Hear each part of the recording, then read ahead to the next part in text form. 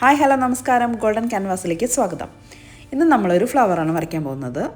ഇത് ആണ് reference picture, left സൈഡിലുള്ളത് ഞാൻ വരച്ചതാണ്.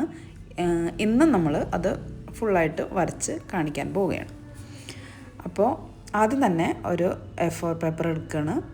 ഞാൻ ഐവറി ഷീറ്റാണ് എടുത്തേക്കണത്. നമ്മൾ ഇതിൻ്റെ ഷേപ്പ് ഏകദേശം ഒരു ഓവൽ ഷേപ്പാണ്. ആ ഷേപ്പ് നമ്മളവിടെ വരച്ചെടുക്കണം. ഏകദേശം ആ പൂവിൻ്റെ ഷേപ്പ് നമ്മളൊരു റഫായിട്ട് വരച്ചെടുക്കണം. അതിൻ്റെ ഫസ്റ്റ് പെറ്റൽ നമ്മൾ അതിൻ്റെ ഷേപ്പ് നോക്കിയിട്ട്, അതും ഒരു ഓവൽ ഷേപ്പാണ്, പക്ഷേ അടിയിലൊരു കുറച്ച് പരന്നിട്ടാണ് ഇരിക്കുന്നത്. അതിൻ്റെ ലെഫ്റ്റ് സൈഡിലുള്ള പെറ്റൽ പതുക്കെ വരച്ചെടുത്തു.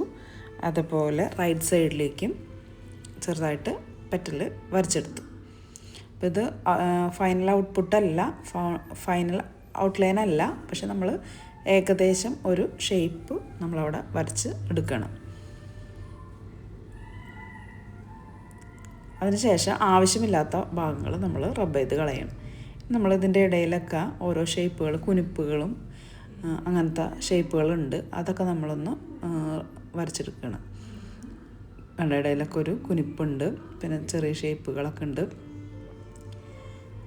അപ്പോൾ അതൊക്കെ നമ്മൾ നോക്കിയിട്ട് നല്ലോണം ഒബ്സർവേഷൻ വേണം. അതാണ് നമ്മുടെ ഒരു ആർട്ടിസ്റ്റിന് ഏറ്റവും പ്രധാനം, ഒബ്സർവേഷൻ സ്കില്ലാണ്. അപ്പോൾ നമ്മൾ ഏതൊക്കെ ഷേപ്പാണ്, ഏത് രീതിയിലാണ് ലൈനൊക്കെ വന്നേക്കണേ എന്നൊക്കെ ഒന്ന് ഒബ്സർവ് ചെയ്തിട്ട് അവിടെ ലൈൻ വരച്ചെടുക്കുകയാണ്. അതുകൂടാതെ ഇതിൻ്റെ ഷേപ്പുകളൊക്കെ നമ്മൾ നോക്കി വരച്ച് എടുക്കണം. ഇനി ആവശ്യമില്ലാത്ത ലൈൻസൊക്കെ നമ്മൾ മാച്ച് കളയുന്നുണ്ട്. നമ്മൾ പിക്ചർ നോക്കിയിട്ട് തന്നെ ഔട്ട്ലൈൻ വരച്ചെടുക്കണം. അപ്പോൾ അതിൻ്റെ ഔട്ട്ലൈനൊക്കെ നമ്മൾ വരച്ചുകൊണ്ടിരിക്കുകയാണ്. റൈറ്റ് സൈഡിലുള്ള പെറ്റലിലും നടുക്കുള്ള പെറ്റലും അത്യാവശ്യം ചെയ്തു. അത് കൂടാതെ ആ ഫ്ലവറിൽ നിന്ന് 2 ഡ്രോപ്ലെറ്റുകൾ, വെള്ളത്തുള്ളികൾ താഴത്തേക്ക് വീഴുന്നതായിട്ടും നമ്മൾ വരച്ചെടുക്കുകയാണ്. അതുകൂടാതെ അതിന് ഇപ്പം നമ്മുടെ ഔട്ട്ലൈൻ ഏകദേശം കഴിഞ്ഞു. അടിയിലേക്ക് അതിൻ്റെ സ്റ്റെമ്മും അതിൻ്റെ അടിയിലുള്ള ഒരു ലീഫും വരച്ചിട്ടുണ്ട്. നമ്മളെങ്ങനെയാണ് അതിൻ്റെ ഷെയ്ഡ് കൊടുക്കണമെന്ന് നോക്കാം. നമ്മൾ സാധാരണ പാരൽ ഹാച്ചിങ് വഴിയുള്ള ഷെയ്ഡിങ് അല്ല ഇത്. താഴത്തുനിന്ന് മുകളിലേക്ക് നമ്മൾ വര ലൈനായിട്ടാണ് ഇട്ട് കൊടുക്കുന്നത്. അതിൽ ലൈറ്റ് ആൻഡ് ഷാഡോ ഒക്കെ ഉണ്ട്. അടിഭാഗത്തുനിന്ന് കുറച്ച് ഡാർക്കായിട്ടും മുകളിലേക്ക് എത്തുന്തോറും കുറച്ച് ലൈറ്റായിട്ടുമാണ് വരുന്നത്.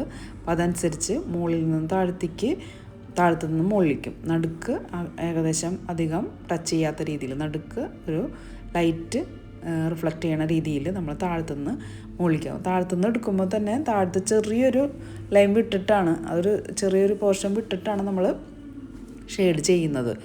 അപ്പോൾ അവിടെ ഒരു വൈറ്റ് പോർഷൻ വിട്ട് കളയണം, എന്നാൽ മാത്രമേ അവിടെ ഒരു റിഫ്ലക്ഷൻ വരുന്നുണ്ട്. അതുപോലെ ഇപ്പുറത്തെ സൈഡിൽ നിന്നും നമ്മൾ താഴത്തുനിന്ന് മുകളിലേക്ക് ലൈൻ ഇട്ട് കൊടുക്കണം. വളരെ ശ്രദ്ധയോടുകൂടി ഇട്ട് കൊടുക്കുക. നമ്മുടെ പെൻസിൽ നല്ല ഷാർപ്പനായിരിക്കണം, എന്നാൽ മാത്രമേ ആ ലൈനുകൾക്ക് വളരെ തിൻ ലൈനുകൾ ആവുള്ളൂ. അല്ലെങ്കിൽ തിക്ക് ലൈനുകളായ അത്ര ഭംഗി ഉണ്ടാവില്ല. അപ്പോൾ നമ്മളിങ്ങനെ ലൈൻ ഇട്ട് കൊടുക്കണം, അതിൻ്റെ ഷേപ്പിൽ ലൈൻ ഇട്ട് കൊടുക്കണം. അപ്പം നമ്മൾ അടുത്ത പെറ്റലിലും ലൈൻ ഇട്ട് കൊടുക്കുകയാണ്. എല്ലാത്തിൻ്റെയും ഡയറക്ഷൻ നമ്മൾ ശ്രദ്ധിക്കുക. നമ്മുടെ റെഫറൻസ് പിക്ചർ ഒന്നില്ലെങ്കിൽ നമ്മളൊരു ഡിവൈസിൽ ഓൺ ചെയ്ത് വെക്കുക, അല്ലെങ്കിൽ പ്രിൻ്റ് എടുത്ത് നമ്മുടെ അടുത്ത് തന്നെ വെക്കുക. എന്നാൽ മാത്രമേ നമുക്ക് ആ ഡയറക്ഷൻ കാര്യങ്ങളും നോട്ട് ചെയ്തുകൊണ്ട് നമുക്ക് വരയ്ക്കാൻ കഴിയുള്ളൂ. എല്ലാത്തിൻ്റെ ഡയറക്ഷൻ ഒരേ ഡയറക്ഷൻ അല്ല, ചിലത് അങ്ങോട്ടോ ഇങ്ങോട്ടോ ഒക്കെ മാറിയിട്ടുണ്ട്. അപ്പോൾ അതനുസരിച്ച് നോക്കി വേണം വരയ്ക്കാൻ. നമ്മൾ കുറച്ച് ഡാർക്ക് പെൻസിൽ ഉപയോഗിച്ചിട്ട് അടിഭാഗത്ത് കുറച്ചും കൂടെ ഡാർക്ക് ഫീൽ കൊടുക്കുന്നുണ്ട്. കൂടാതെ ആ പെറ്റലിൻ്റെ അരികു ഭാഗത്തൊക്കെ നല്ല ഡാർക്ക്നെസ് പിക്ചറിലുണ്ട്. അതിനനുസരിച്ച് നമ്മൾ ഡാർക്ക് പെൻസിൽ ഉപയോഗിച്ച് അതിൻ്റെ മുകളിൽ കൂടെ ലൈനിട്ട് കൊടുക്കണം. അപ്പോൾ അവിടെയൊക്കെ നല്ല ഡാർക്ക്നെസ് വരുന്നുണ്ട്. അപ്പോൾ അവിടെയൊക്കെ നമ്മൾ നല്ല ഡാർക്ക് കൊടുക്കുന്നുണ്ട്.